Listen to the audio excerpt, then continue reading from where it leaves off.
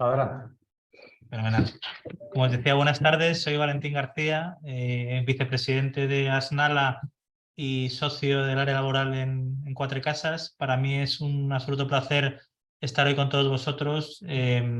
Para Asnala, pues es siempre un placer colaborar con la Escuela de Práctica Jurídica de la Complutense, que como todos sabéis, pues es un centro formativo de referencia para la abogacía y sin ninguna duda para los laboralistas, porque bueno, pues aúna la excelencia de los materiales con además pues un panel de ponentes excepcional, y desde Aznara tenemos pues la suerte de participar en muchas de las iniciativas formativas y bueno, pues encantados de que contéis con nosotros para esta sesión.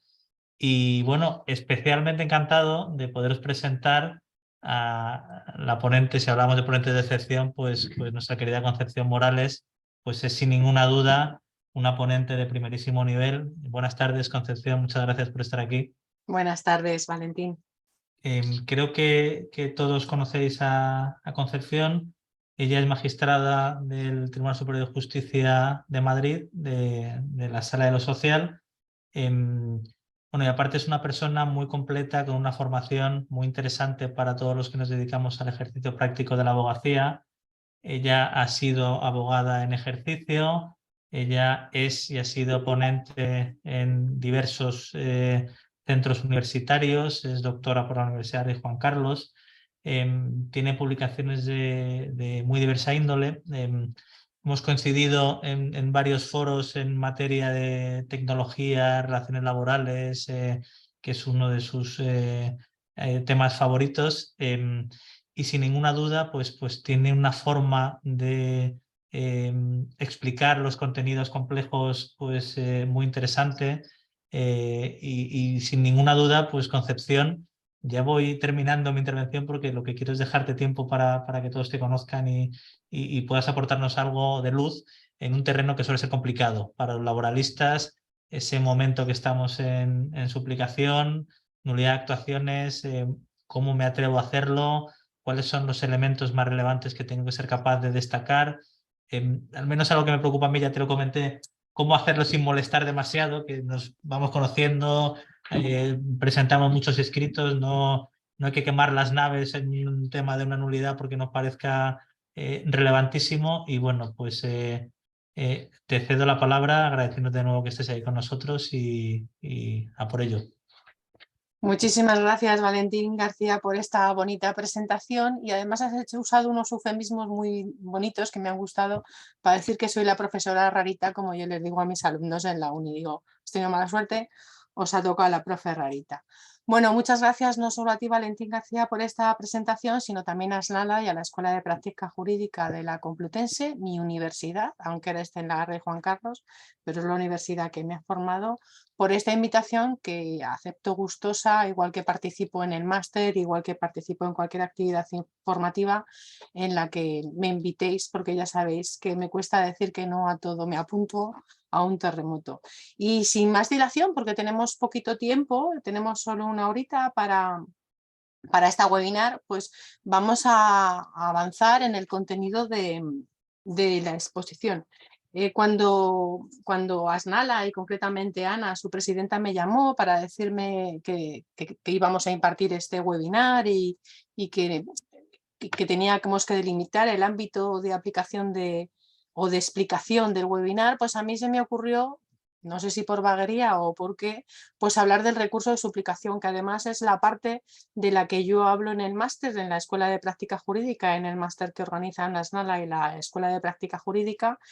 Y como no puedo explicar el recurso de suplicación entero en una hora, porque no me da tiempo, porque es mucho más amplio, pues dije, bueno, me voy a centrar en un punto concreto, en el apartado A del artículo 193, que además para mí es el que más trabajo les cuesta a los letrados y el que creo que más problemas les genera y el que más desestimamos porque no se sabe articular por parte de los letrados. Así que con este planteamiento y este enfoque, pues voy a intentar ayudaros a que conozcáis el apartado A del 193 de la Ley Reguladora de la Jurisdicción Social y que podáis interponer con éxito un recurso de suplicación al amparo del 193A y pues no hay mayor satisfacción que recibir una sentencia del Tribunal Superior que sea diciendo que nos han admitido una nulidad de actuaciones. Bueno, rápidamente un breve recordatorio, porque no sabemos muy bien el nivel, sabemos que hay mucha gente apuntada. Siempre cuando empezamos a hablar del recurso de suplicación tenemos que decir que el juicio laboral es de instancia única, que el recurso de suplicación es un recurso extraordinario y que de este juicio laboral de instancia única se desprenden una serie de pilares o de cuestiones o pilares básicos que son los que fundamentan el espíritu y la naturaleza del recurso de suplicación.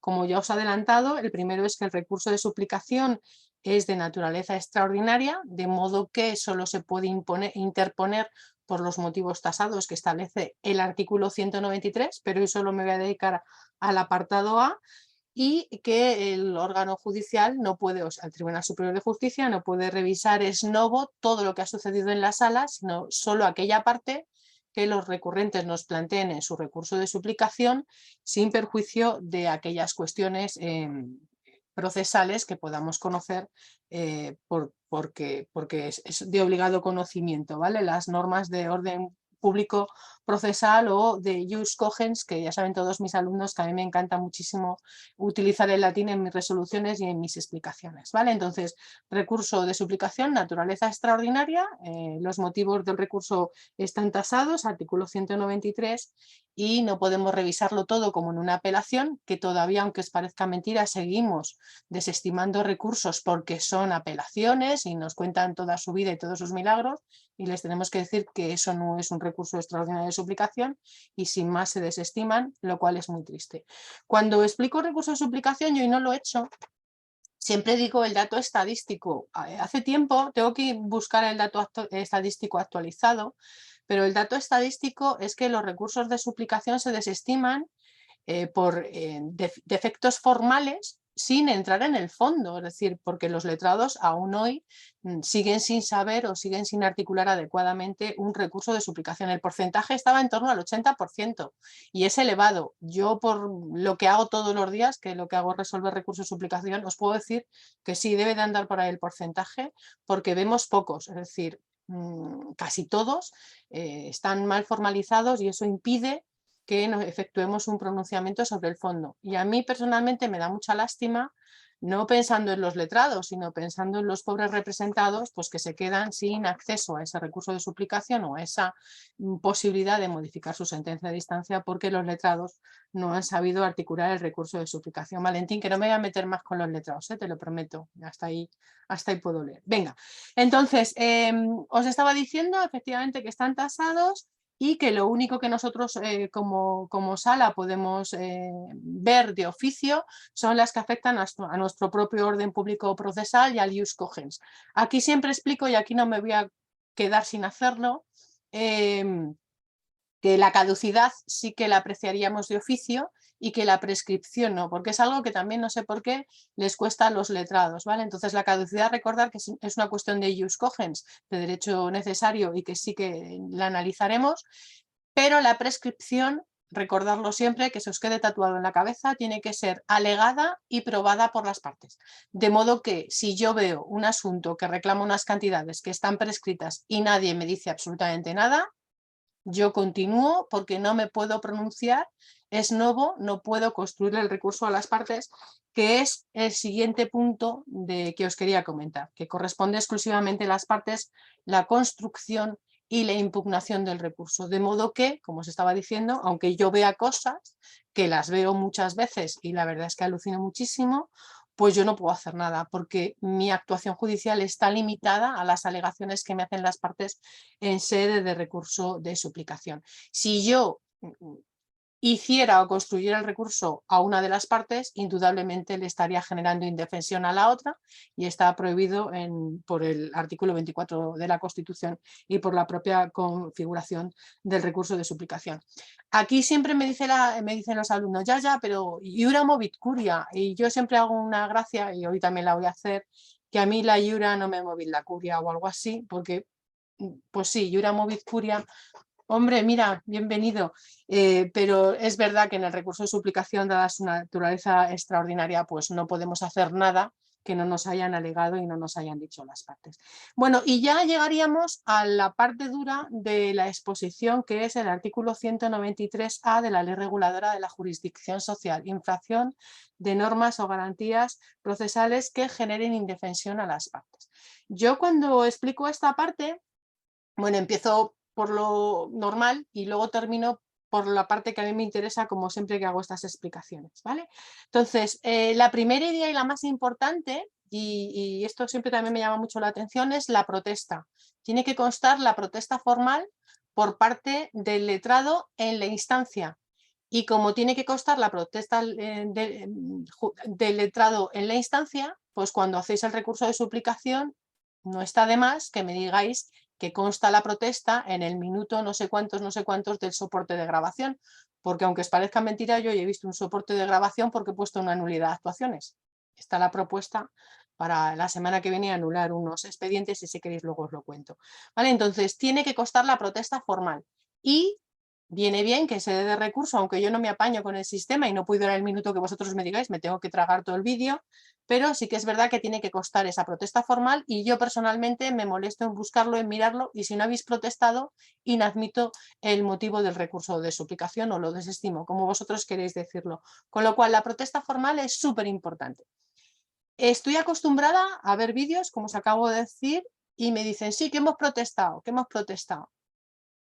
Yo voy a ver las actuaciones y allí no ha protestado nadie. Digo, voy a ver, pero no protesta. Entonces siempre os digo lo mismo.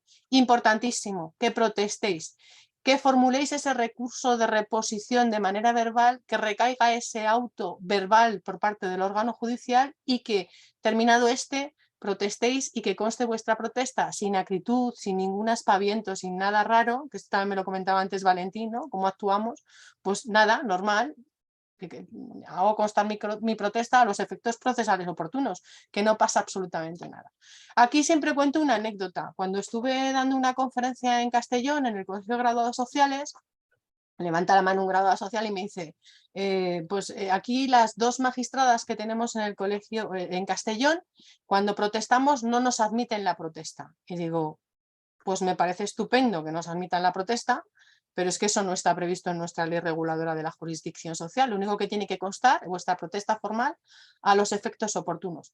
También tuve un juicio en el que la letrada se enfadó mucho porque no le admití la protesta. Vamos, no es que no le admitiera la protesta, le dije que constaba y entonces dio una patada en el suelo y dijo con una actitud así muy trepidante, ya, pero es que es una protesta enérgica. Digo, pues enérgicamente consta, ¿yo qué quiere que le diga? O sea, es que no hay más. Entonces, simplemente por deciros que es un requisito formal, sin mayor requerimiento y sin mayor aspaviento, que tenéis que formular en las actuaciones. No entiendo cuando los letrados y los jueces se enfadan porque alguien proteste, porque es lo que el procedimiento nos exige para articular el recurso de suplicación. Todo esto simplemente para hablaros de la protesta formal y recordar que hay que formular la protesta, que no se os olvide, que luego decís, ay, que sí la he formulado y cuando vamos a las actuaciones no está formulada. Cuando yo tengo a mis alumnos, y Alberto lo sabe perfectamente, les digo también que cuando hagan la protesta formal, siempre, y esto me parece importante, unáis la petición sin perjuicio de las diligencias finales, ¿vale? Sobre todo cuando hacemos protestas en materia de prueba. ¿Por qué os digo esto? Y esto siempre lo explico desde un punto de vista práctico. En el fragor de la batalla, y yo me incluyo en el fragor de la batalla, es decir, cuando estamos ahí los letrados y los magistrados diciendo te admito la prueba, no te la admito, con qué objeto, esas cosas que nos hablamos ahí en sala tan bonitas, pues siempre digo lo mismo, ¿no? Digo, vale, pues no me admites el testigo propuesto, ya sabéis esa frase de, señoría, 7 testigos, uy, 7 no, 2 y elija usted los que sean, pues no. Me hacen falta los 7 por esto y por esto, y además, si usted me lo desniega, voy a hacer constar mi protesta a los efectos procesales oportunos. Bueno, pues en ese fragor de la pantalla, yo siempre digo que a lo mejor, pues yo digo, bueno, pues 2 testigos, pues mejor, así terminamos antes, ¿no? Pero luego siempre llego a mi casa y cuando me pongo a poner la sentencia en plan tranquilo, ya uno que está profundizando en el contenido y en el objeto del pleito con una dimensión absolutamente diferente, digo, ostras, pues ya sé por qué el letrado me estaba diciendo que era necesario que le admitiera esta prueba, que pasara aquel testigo o que pasara el tal. Y yo siempre digo que a los abogados, o sea, a los jueces siempre nos quedan las diligencias finales. Luego, si además se lo recordáis al órgano judicial, pues mucho mejor, porque es verdad que a lo mejor el órgano judicial tampoco cae en que las diligencias finales están para eso, para aquellas pruebas admitidas o inadmitidas o de cualquier entidad que pudiéramos necesitar una posterior aclaración, una posterior precisión o simplemente la práctica de esa prueba. Entonces yo siempre os recomiendo, es una recomendación que hago a todos mis alumnos, que junto a la protesta formal recordéis la oportunidad o la posibilidad de, en su caso, que su señoría acuerde unas diligencias finales. Y luego volveré a las diligencias finales. Una vez que ya tenemos la protesta, que no me lo he preguntado, pero hay muchas, cuando la infracción se comete en la sentencia, no hay tiempo material para formular la protesta formal. Entonces, cuando hagamos el recurso de suplicación, tendremos que decir, no consta la protesta en ningún momento porque la infracción se ha cometido en la sentencia y entonces el momento procesal oportuno para reclamarlo, para ponerlo de manifiesto, es en este recurso de suplicación. Y yo creo que también es importante, con una cuestión de estilo, que lo indiquéis en ese sentido, ¿no? Entonces, en vuestros modelos tendrá que venir protesta formal, minuto tal, no consta la protesta porque la infracción se ha cometido en la sentencia. De forma sintética y telegráfica para que se os quede grabado o tatuado en el cerebro. Siguiente elemento. Cuando hablamos de la infracción de normas procesales, al amparo del 193, el artículo 193 establece dos requisitos.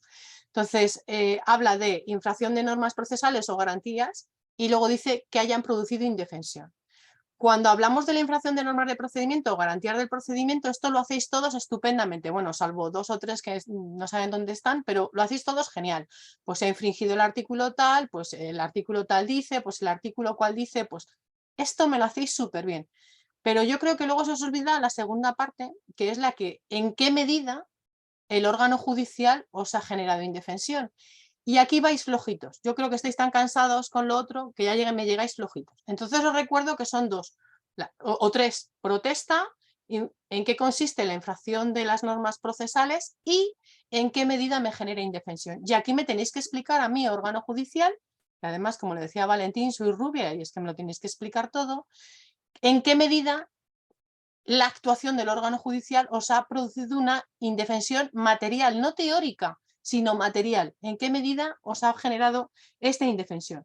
Os recuerdo que la indefensión, que ya lo he dicho, la tiene que generar el órgano judicial, porque si la indefensión la generáis vosotros, yo no tengo por qué tutelarla. Y será una cosa que a mí me gusta mucho poner, algún magistrado de mi sala no le gusta, pero a mí me encanta ponerlo, quien por su propia inacción o por su propia falta de diligencia ha causado la indefensión o ha puesto límite a los medios de defensa utilizados.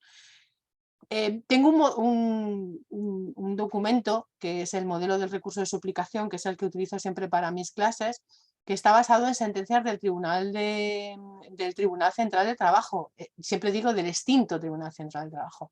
La doctrina no ha cambiado desde entonces, es siempre la misma, con lo cual cuando explico esto me hace mucha más gracia porque digo, pasan los años, tengo un libro y me dedico a dar charlas sobre el recurso de suplicación a diestro y siniestro y no avanzamos, seguimos en el mismo punto. Bueno, pues entonces cuando construyáis el recurso de suplicación, recordar protesta como requisito formal, la infracción de normas procesales y luego en qué medida, de verdad, y dedicarle un ratito, no me hagáis esas cosas genéricas que tanto os gustan, dedicarle un ratito a en qué medida es la sentencia o la actuación judicial, porque aquí sí tiene que ser, os ha generado indefensión. El siguiente punto yo en clase lo planteo como un juego. Como aquí no me da margen, porque se lo podía poner a preguntar a Valentín, pero va a decir Valentín, hombre, Esther, te has venido arriba, entonces voy a hacerme el juego yo sola conmigo misma y así no le pongo a Valentín en ningún brete. ¿Te parece bien, Valentín? Tú afirma con la cabeza. Estupendo. Bueno, entonces, siempre cuando llegamos aquí, porque además es un error muy frecuente en el recurso de suplicación, cuando articuléis recursos de suplicación, siempre vienen las pruebas de ficta confessio, como me gusta, la ficta documentatio o las diligencias finales. Entonces siempre les pregunto a todos mis alumnos que si se articulan por el apartado A, el que estamos comentando hoy, o si se articulan por el apartado C del artículo 193 de la Ley Reguladora de la Jurisdicción Social. Y aquí pues ya echamos un ratito en clase porque se oyen cosas muy divertidas y muy graciosas por parte de los alumnos. Entonces, en este punto os voy a decir que en principio la ficta confessio, la ficta documentatio y las diligencias finales, aunque aquí tengo un matiz que contaros, se articulan por el C, porque afectan a la facultad de valoración por parte del órgano judicial. Yo les digo a mis alumnos siempre, recordar que el precepto dice podrá, el órgano judicial podrá, y como es una facultad del órgano judicial, pues se admitirán o no se admitirán, pero es una facultad discrecional del órgano judicial. Luego, si vamos a denunciar una ficta confessio, una ficta documentatio, recordar que van por el C, ¿vale? Me quedan al margen las diligencias finales, que aquí ya, esto ya es panota, porque aquí sí que nos echamos unas buenas risas. Entonces, cuando llegamos a las diligencias finales, les digo, bueno, queridos alumnos, vamos a parar aquí un ratito y vamos a explicar bien las diligencias finales. Si estamos hablando de la parte de las diligencias finales que dice que el órgano judicial podrá o no acordar las diligencias finales, pues entonces es una facultad del órgano judicial y va por el C. Hasta aquí todo perfecto y no hay ningún problema. O sea, la misma explicación para las tres. Pero las diligencias finales tienen una peculiaridad que también la tiene el 97.2, al que le voy a dedicar un ratito a continuación. Entonces, las diligencias finales, si es porque el juez las ha acordado o no las ha acordado, por el C. Y si lo que me estáis denunciando es que el juez las ha acordado y una vez acordadas, pues no ha practicado la prueba, la ha practicado y nos ha dado el plazo de 3 días para conclusiones, o ha dictado sentencias sin el plazo de 3 días de conclusiones o sin celebrarla, no sé si he ido muy deprisa, si queréis lo vuelvo a repetir, es decir, si el órgano judicial no ha dado el procedimiento adecuado para la tramitación de las diligencias finales, ahí sí se convierte en un apartado A, porque sí sería una infracción de normas procesales y sí estaría generando indefensión a las partes a las que les ha privado del trámite de la prueba, de las conclusiones o de tal. Y precisamente no en unas diligencias finales, pero sí en unas conclusiones para valorar la prueba es la que llevo yo para la semana que viene para anular la sentencia, que luego si queréis al final me lo recordáis por si se me va y os la cuento más detalladamente porque es algo que a mí me llama muchísimo la atención y bueno, luego os lo contaré. Vale, bueno, entonces ya tenemos la ficta confessio, la ficta documentatio y las diligencias finales con estas precisiones que os acabo de hacer. Me quedan voy a contaros una y luego las que os había adelantado del artículo 97. La Ley Reguladora de la Jurisdicción Social, cuando habla en su artículo 191 de las resoluciones que son recurribles en suplicación y de las que no son recurribles en suplicación, tiene un apartado precioso que nadie lee, supongo que habrá gente que sí que lo lea, en la que dice que siempre serán recurribles todas las sentencias dictadas por los órganos judiciales siempre que lo que denuncie la parte sea una infracción de normas procesales. Y esto quiero que lo tengáis súper en cuenta, porque hay muchas veces que me traéis sentencias y me dices que no la puedo recurrir. Digo, ¿cómo que no? Si hay una incongruencia, es una infracción del apartado A y la puedes recurrir. Ya, pero es que no tiene cuantía. Digo, ya, no tiene cuantía, pero está en la excepción. Aquellas en las que lo que vaya a hacer la parte sea denunciar la infracción de normas procesales. Y el sentido está claro, es que ha habido una infracción de normas procesales por parte del órgano judicial que ha generado indefensión y que tenga o no tenga acceso al recurso por razón de la materia, sí que tiene que tener acceso por haberse infringido las normas procesales o las garantías con indefensión, ¿vale? Que además eso es algo que también sucede en esa que os estoy contando o que os cuento, ¿vale? Entonces, hecho este panorama, vamos a entrar con el artículo 97.2, que también genera muchísimos problemas. Os he dicho que las diligencias finales tienen esa doble cualidad de que se pueden recurrir por el apartado A del artículo 193 o por el apartado C del artículo 193, pero es que hay otra que todavía me llama muchísimo más la atención y es el 97.2 de la Ley Reguladora de la Jurisdicción Social.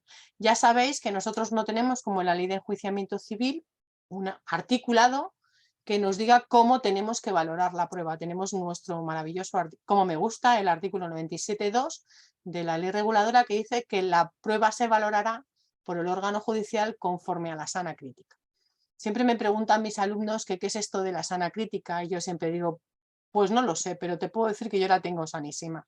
porque es un concepto jurídico indeterminado e inexplorado, que yo voy a explorar, porque ya me lo he planteado y hay alguna sentencia del Tribunal Supremo de la Sala de lo Civil que vamos a indagarla para empezar a ponerla en las sentencias, ¿vale? Entonces, tenemos nuestro propio artículo de la valoración de la prueba.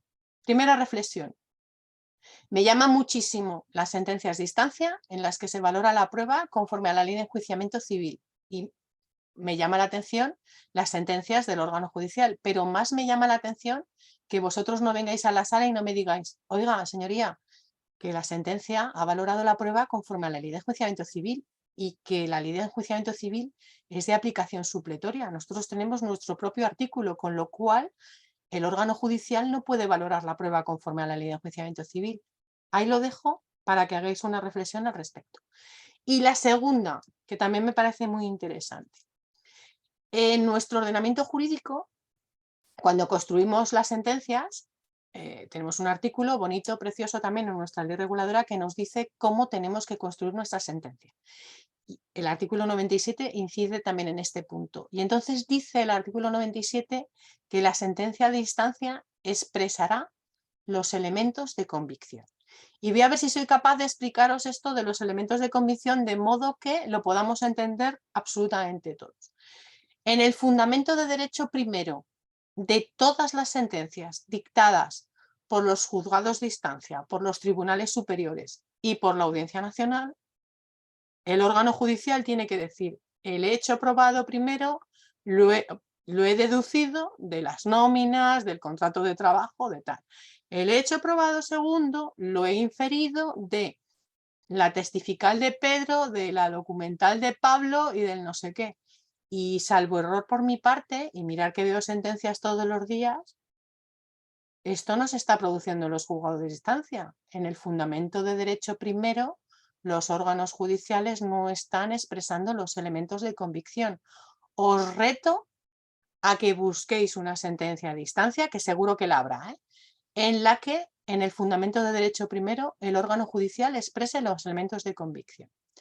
Si el órgano judicial en su fundamento de derecho primero no expresa los elementos de convicción, esa sentencia es nula. La recurrís al amparo del 193, apartado A de la ley reguladora, me decís que la sentencia no expresa los elementos de indefensión, me decís en qué medida os genera indefensión, que yo creo que lo tenéis que tener facilísimo, que ahora os lo explico, y automáticamente esa sentencia es anulada para que el órgano judicial exprese los elementos de convicción. ¿Por qué en el recurso de suplicación son tan importantes, perdonarme, los elementos de convicción? Porque el recurso de suplicación, ya he dicho que es de naturaleza extraordinaria, y a tenor de lo dispuesto en el artículo 193b, solo se pueden revisar los hechos probados en base a la documental y a la pericial. Y si yo no sé en base a qué ha determinado el hecho probado el órgano judicial, difícilmente podré combatirlo por el apartado B. Luego ahí tenéis una indefensión generada por el órgano judicial del libro que determina la nulidad de la sentencia. Antes de que, bueno, como no me vais a decir nada, ya me lo cuento yo todo. Siempre digo, letrados, sois los directores técnicos de vuestro procedimiento. ¿Queréis una finalidad dilatoria? 193A se retrotrae, a lo mejor la sentencia es la misma, o no, ahora os voy a decir lo que pienso yo. Pero ahí lo tenéis, es un recurso y el órgano judicial es el que os ha generado esta indefensión. Luego decir, bueno, pues a mí lo que me interesa es dilatar, pues que la anule, mientras vuelve a subir, mientras la vuelva a recurrir y tal, pues a lo mejor el trabajador no cobra. Perfecto, no tengo nada que decir al respecto. Pero a lo mejor decís, jopetas, pues a lo mejor me interesa poner el A y luego intentar arreglarlo por el B y por el C y que no se anule porque me interesa la celeridad. Artículo 74 de la Ley Reguladora de la Jurisdicción Social. Eso, como directores técnicos del procedimiento, os toca a vosotros decidirlo, ¿vale? Yo siempre os pongo aquí las herramientas para que vosotros decidáis qué es lo que más conviene a los intereses vuestros y a los de vuestro cliente, que al fin y al cabo es el que os paga la minuta, ¿vale? Entonces recordar 97.2 elementos de convicción, y yo todas las que pongo, absolutamente todas, que me molesto en mirarlo, ninguna de las de instancia últimamente expresa los elementos de convicción. para no meterme con los magistrados de instancia o con los letrados de instancia, yo voy a decir que, por ejemplo, yo en las sentencias que dicto en instancia única en el Tribunal Superior de Justicia de Madrid, yo en el fundamento de derecho primero no expreso los elementos de convicción, es decir, yo en mi fundamento de derecho primero tengo una coletilla preciosa en la que digo, los elementos de convicción se expresan en cada uno de los hechos probados. Entonces yo voy, que me resulta mucho más fácil, pongo el hecho probado primero y entre paréntesis pongo los elementos de convicción, ¿vale? Pero tengo esa referencia en el fundamento de derecho primero que remite a los hechos probados donde yo expreso los elementos de convicción. Como siempre les digo a mis alumnos, ¿es una infracción de normas procesales? Sí. ¿Genera indefensión a las partes? No, porque le estoy expresando los elementos de convicción. No sé si voy muy deprisa, ¿no? Las caras de Alberto y de Valentín García no me dicen, pero parece que voy bien, tú no digas nada. Entonces, esta idea quiero que la empecéis a reflexionar, ¿no? Lo de los elementos de convicción y la nulidad de las actuaciones. Una vez que he hecho el marketing del 97.2 y os he dicho que el 97.2 es una infracción de normas procesales, si estamos hablando de los elementos de convicción, vamos a la segunda parte. Y es el 97.2 que tiene esta doble cualidad, igual que las diligencias finales. En función de lo que estemos denunciando, será un A o será un C, ¿de acuerdo?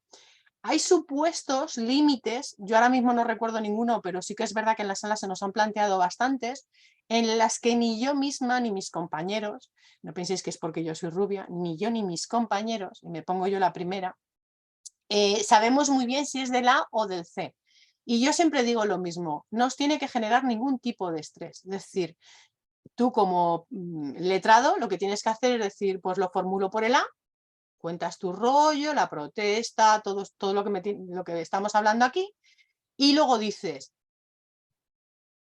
por el apartado C, o sea, lo articulas dos veces, por el apartado A y dices, bueno, y sin perjuicio de ello lo articulo también por el C, y me lo articulas por el C, es decir, luego llegas al C y me dices, subsidiariamente, y para el caso de que no fuera considerado como una infracción de normas procesales, lo planteo aquí por el apartado C, ¿vale? O sea, que nunca tengáis dudas y cuando cuando tengáis dudas sobre si es un A o un C, pues lo planteáis alternativamente por los dos. Lo que no se puede hacer bajo ninguna categoría es encuadrarlo en el A y que luego sea un C, porque si me lo encuadráis en el A y yo desestimo el A y no me planteáis el C, yo no puedo construir el recurso, yo no puedo decir, oiga, pues si no es por el A lo quiere articular por el C. No, no, es que si no es por el A lo tienes que articular por el C. Así que no os cueste trabajo articularlo por el A y por el C.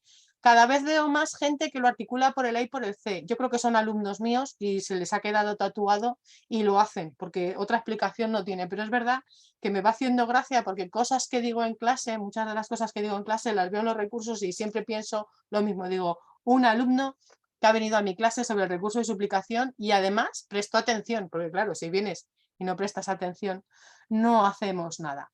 Bueno, pues ya tendríamos los elementos de convicción y ya tendríamos lo de esto de las dudas que os he planteado sobre cómo si lo planteamos por el A o por el C.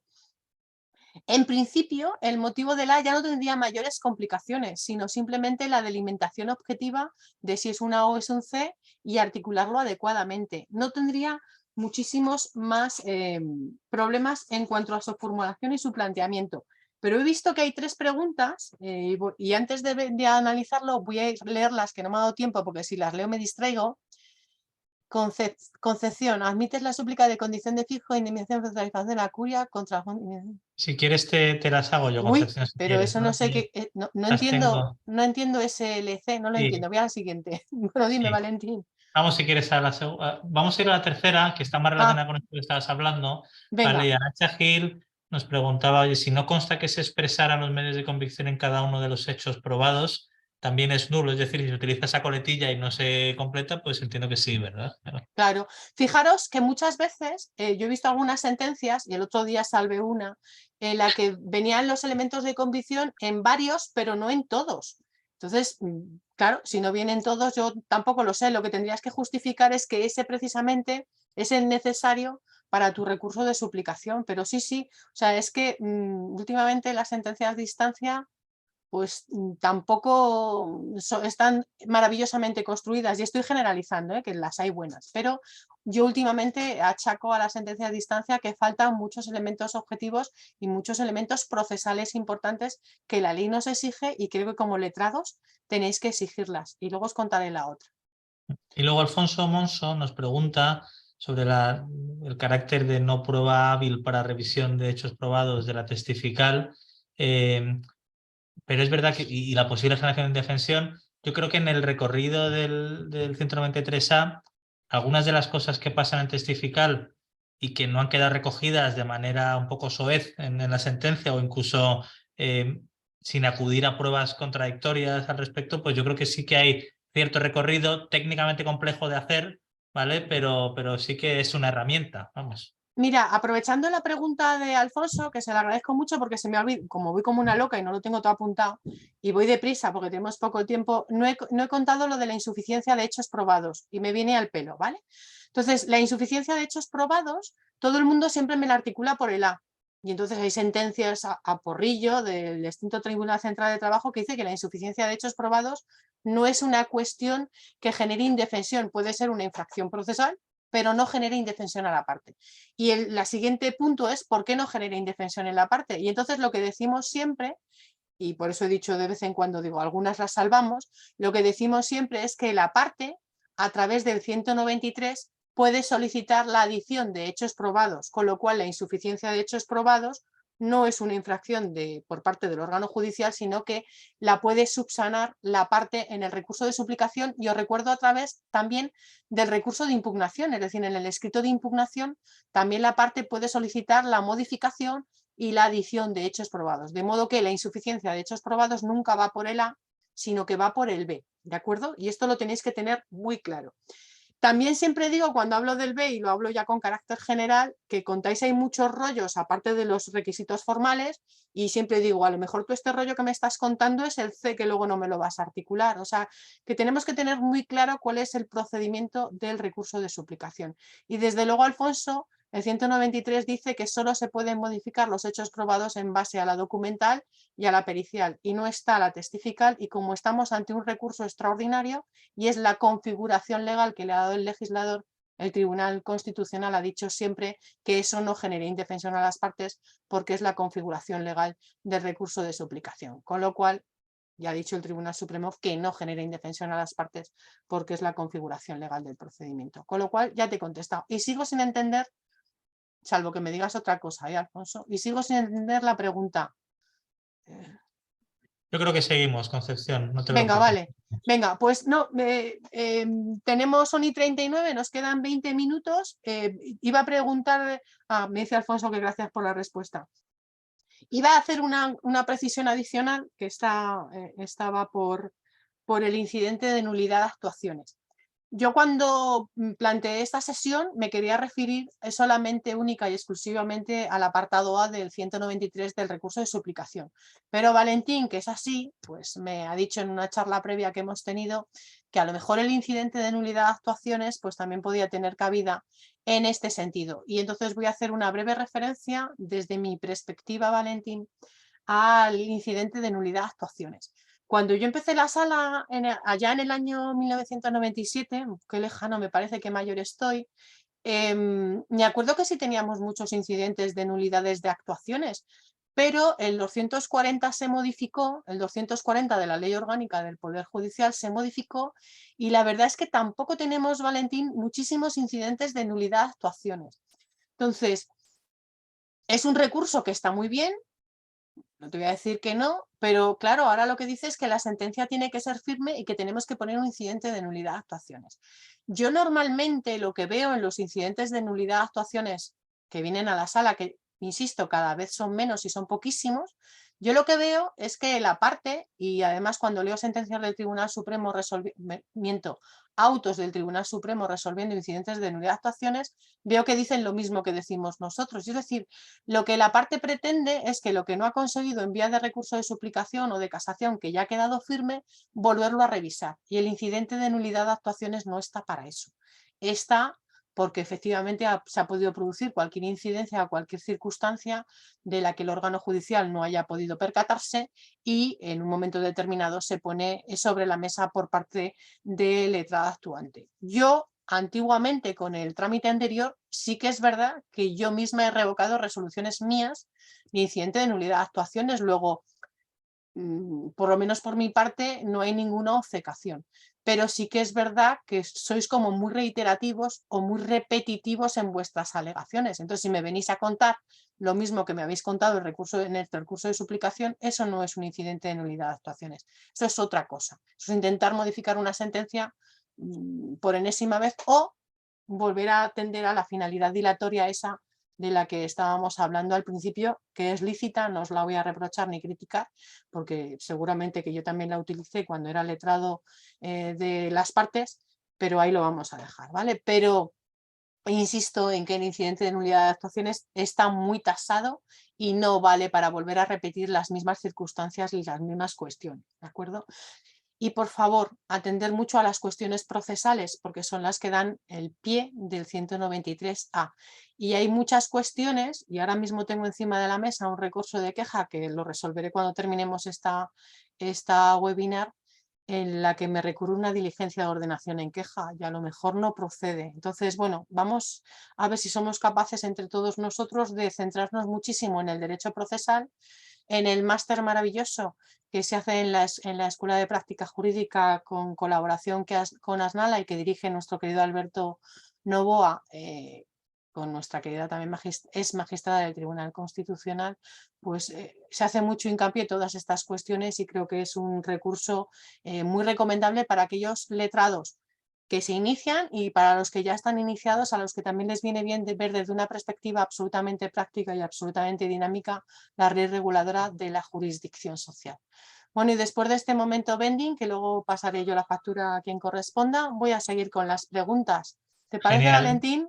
Sí, mira, nos pregunta Ana que qué hacemos cuando faltan hechos no controvertidos, que por ese carácter no controvertido se olvidan a veces los magistrados, que si esto genera indefensión. No, muchas gracias también, Ana, por tu pregunta, porque todo esto, como lo explico en el apartado B, no lo estoy explicando ahora en el apartado A, para que veáis lo que es mi cabeza cuadriculada. Fijaros, si tenéis una insuficiencia de hechos probados y esa insuficiencia de hechos probados es porque no son controvertidos, pues me decís lo mismo. Adición del hecho probado al amparo del artículo 193b de la Ley Reguladora de la Jurisdicción Social, porque este hecho no fue controvertido entre las partes. Entonces yo lo que hago es que me voy al soporte de grabación, veo que efectivamente el hecho no es controvertido porque sois un pelín mentirosillos, te lo he dicho bajito, para que no se quede grabado.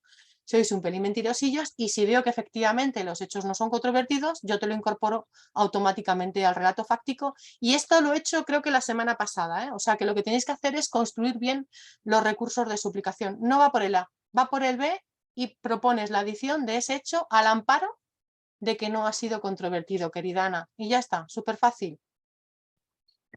Muchas gracias, Concepción. Ángeles Martín nos pregunta el supuesto en el que, oye, pues tengamos una sentencia que desestima una demanda no por lo alegado en el trámite de defensa por parte de la demandada, sino por otros motivos que no ha alegado y que ha entendido como si, por tanto, pues el magistrado como oponibles, pese a que no los alegó específicamente en su defensa la demandada. ¿Esto cómo lo articularías o qué recorrido crees que tendría? Vale, esto se articula por el A, porque es una incongruencia de una sentencia de libro, ¿de acuerdo? Con lo cual, todos los defectos en los que incurra la sentencia, en su construcción, en su configuración, 218 y siguientes de la Ley de Enjuiciamiento Civil, que aquí sí que es de aplicación supletoria, irían por el A.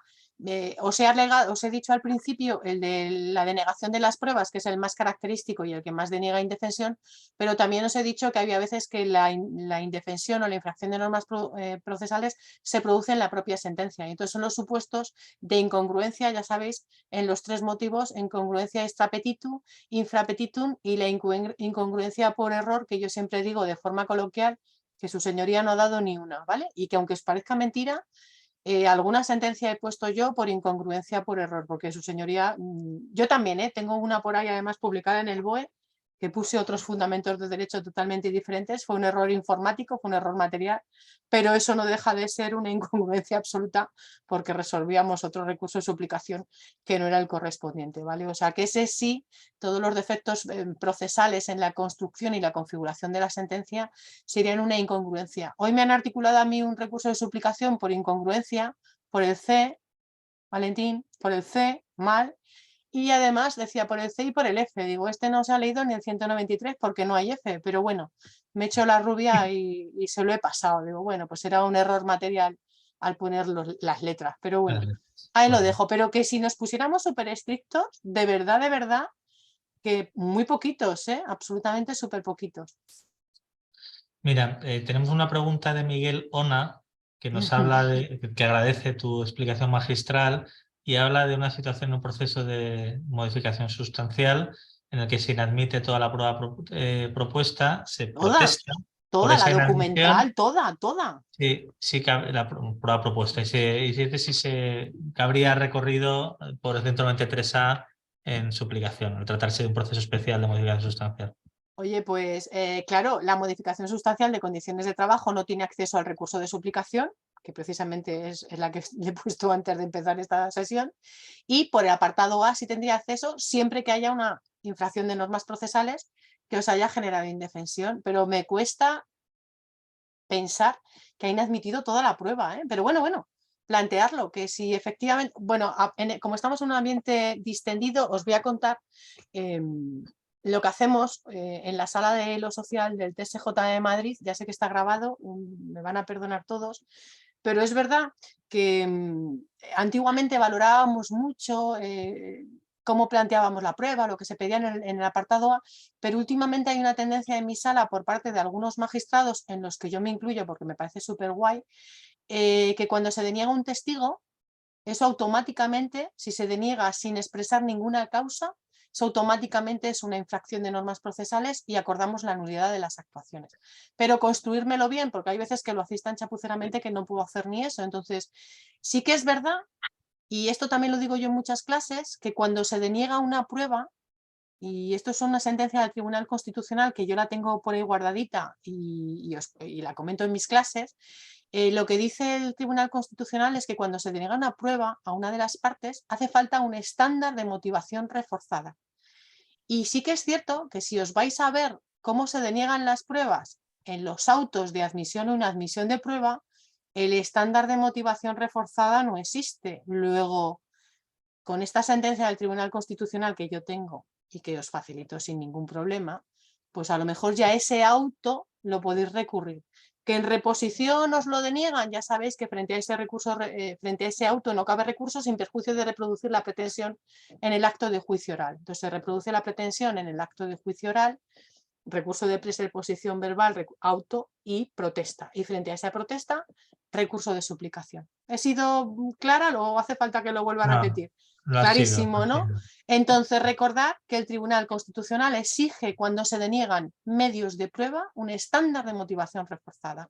Y esto es lo que utilizamos, porque hay supuestos en los que vas a las causas de denegación y si ves el acto de juicio, yo hoy que me he visto uno, se me ha caído el alma a los pies. Pero bueno, las razones del órgano judicial no tenían ningún fundamento ni ningún criterio. Luego falta, aunque sea verbal, el estándar de motivación reforzada y ya tenéis ahí una precioso, facilísimo, articularlos.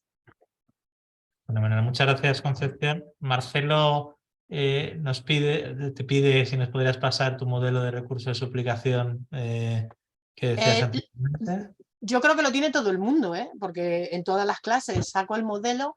Lo que yo utilizo del modelo de recurso de suplicación es el modelo que a mí me dieron en el año 1997 en la sala, cuando yo entré, que me dijeron, pídele a los funcionarios lo que llamamos modelo del recurso de suplicación, que con eso desestimamos por motivos formales todos los recursos de suplicación. Y eso es lo que utilizo yo para explicar estas clases. O sea, que está a vuestra disposición. Y en mi libro también, o sea, mi libro parte del modelo del recurso de suplicación, con lo cual no tenéis ningún problema. Pero vamos, yo si quiere Marcelo, se lo paso sin ningún... Vamos, lo debe Sí, tener ya sí. media España. Reiteran la petición con emoticonos y todo para darle más emoción, ¿vale? Y también piden la sentencia, o sea, la cita a la sentencia del Constitucional esta que has citado, ¿vale? Vale, luego os la Medida busco y os reforzada. la paso, la del estándar de motivación reforzada, pero creo que en casi todos mis libros lo cuelo y también está incluido en el de la prueba electrónica, porque claro, cuando nos denegan los medios de prueba, hablan también del estándar de motivación reforzada. Luego os la busco. Fenomenal. Oye, pues sigo con las preguntas. Leo textualmente una pregunta de Sergio. Buenas tardes. Acabo de presentar un A porque la jueza de instancia ha copiado pegado un hecho de la demanda en el fundamento de derecho, donde desarrolla de forma literal una reclamación de cantidad y estima la demanda. Sin embargo, sobre este concepto y cuantías no se dice nada absolutamente en los hechos probados. Desconozco en base al material probatorio en qué se ha basado para la estimación y no me interesa añadir un hecho probado. Gracias.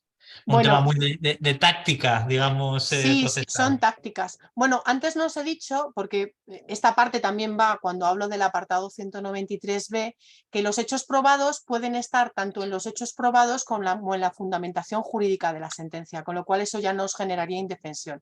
Entonces, cuando explico el recurso de suplicación, digo, si tenéis un hecho probado en el fundamento de derecho, hay que combatirlo como si fuera un hecho probado. Y siempre les digo a mis alumnos, para que os resulte más fácil, llevarlo a los hechos probados y desde los hechos probados modificarlo como si fuera, como si lo estuvierais combatiendo o impugnando al amparo del B. Entonces, una vez que tenemos hecha esta precisión, da igual que esté en un lado que esté en otro, es un hecho probado y se combate exactamente igual en el recurso y en la impugnación. Y tiene que estar el elemento de convicción, y si no está, por el A, infracción de normas procesales, porque no tenemos los elementos de convicción.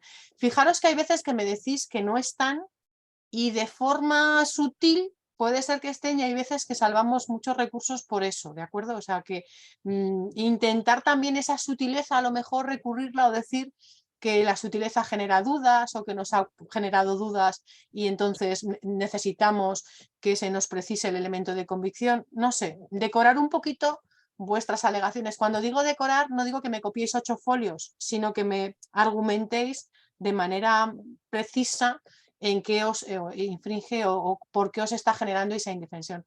Porque hay otra cosa que últimamente observo mucho en los recursos de suplicaciones, que me ponéis infracción de normas procesales, sentencia del Tribunal Constitucional, tacatá, sentencia de tacatá, tacatá, tacatá, y sin más pasáis al siguiente motivo y os falta el razonamiento jurídico, ¿vale? Esto siempre lo digo, esto se lo digo también a mis alumnos hasta los de grado. Esto no es copiar sentencias, sino utilizar los argumentos jurídicos correspondientes para la estimación de nuestras pretensiones y de nuestras demandas y de nuestros recursos, ¿vale? Espero haberte ayudado, Marcelo, creo que era, ¿no? Este era Sergio, que seguro que sí. Y ahora tenemos de JM Tello una pregunta, dos documentos contradictorios. La sentencia solo tiene en cuenta uno de los dos. ¿Cómo hacemos valer esa contradicción?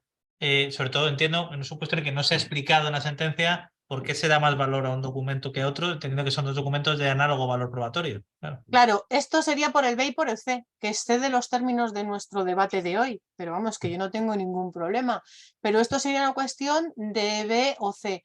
Yo, en el modelo este que utilizamos, entre todas esas coletillas, una de ellas es que el órgano judicial tiene la libre facultad de valorar toda la prueba en su conjunto y que si estima un documento en frente al otro y no es que incurra en una contradicción ni en una incongruencia ni nada de eso, pues que ha primado uno sobre otro, igual que cuando prima una testifical sobre otra, y eso no genera indefensión. Lo que tendréis que hacer valer a través del apartado B es incorporar otro hecho probado que a lo mejor sí que entre en contradicción y que pueda ser luego valorado por el C, pero por el A desde luego no lo veo.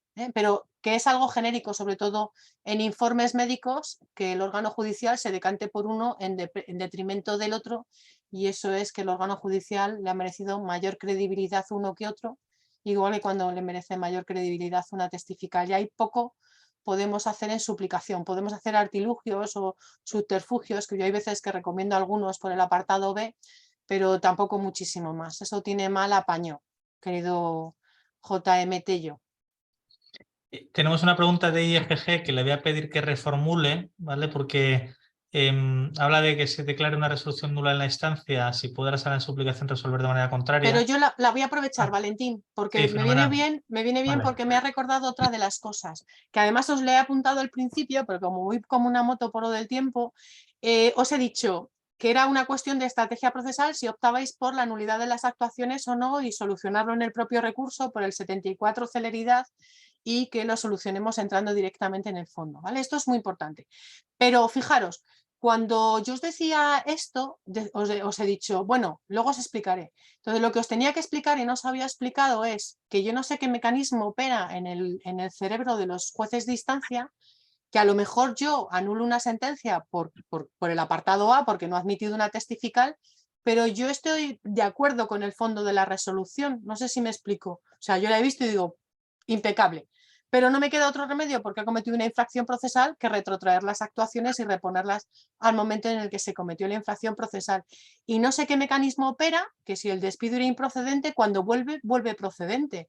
O sea, que también puede ser un recurso que utilicéis para que entre lo que va y viene, entre los suplentes, unas cosas y otras, a lo mejor cambia el signo de la sentencia de instancia, con lo cual, aparte de dilatarlo, pues a lo mejor habéis tenido suerte y os ha cambiado el signo. Y esto lo he visto más de una vez y más de dos, porque no sé si sabéis que por antecedentes nos vuelven, las resoluciones que anulamos nos vuelven otra vez al mismo magistrado.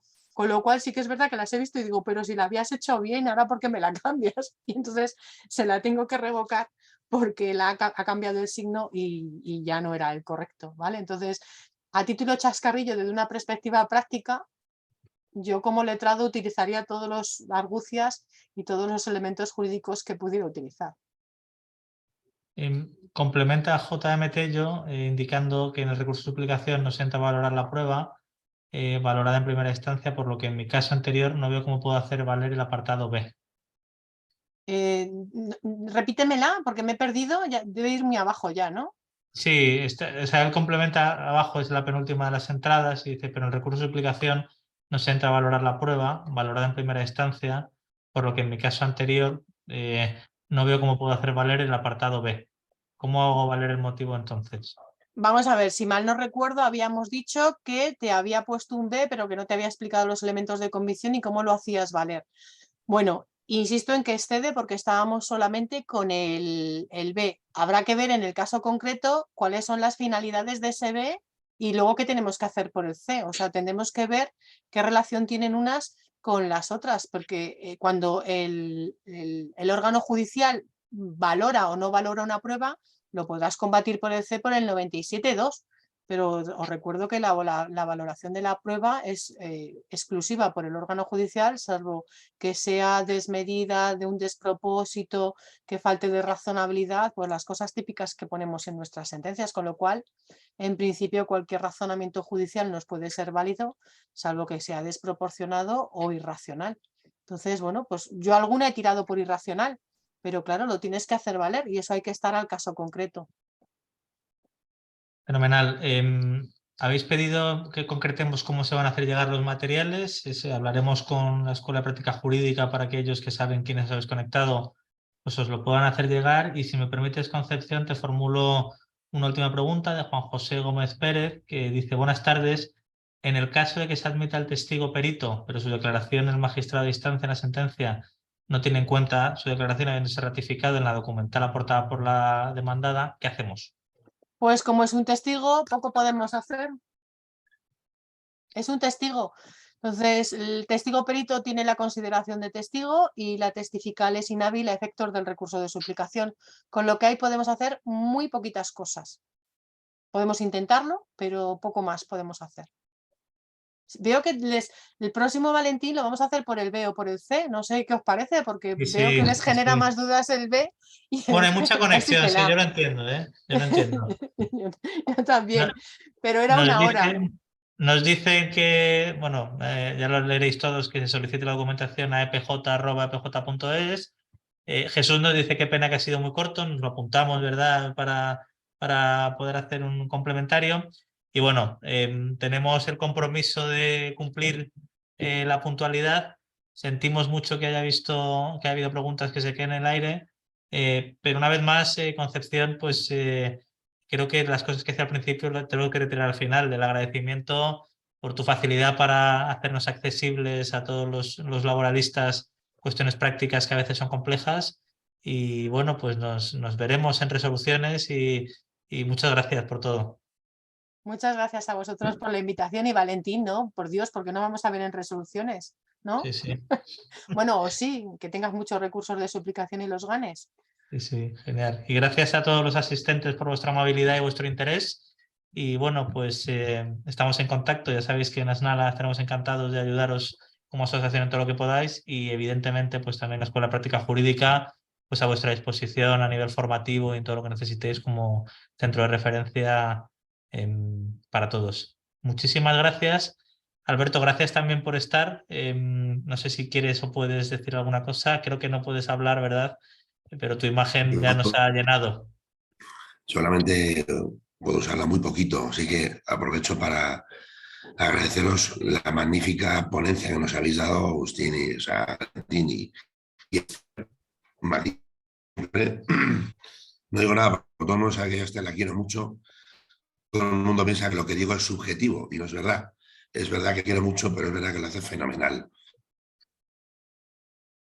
Eh, y bueno, poco más, que no puedo hablar porque estoy convaleciente. No hables, Un no abrazo hables. y a Valentín. En Aslada y en la Escuela de Práctica Jurídica os esperamos para la mejor formación en materia procesal laboral, que es sin duda alguna la que tenemos montada aquí en la PJ. Y un abrazo muy fuerte a todos. Muchas gracias, Alberto. Un abrazo. Gracias, encantado de saludaros. Hasta luego. Muchas gracias a todos. Hasta luego.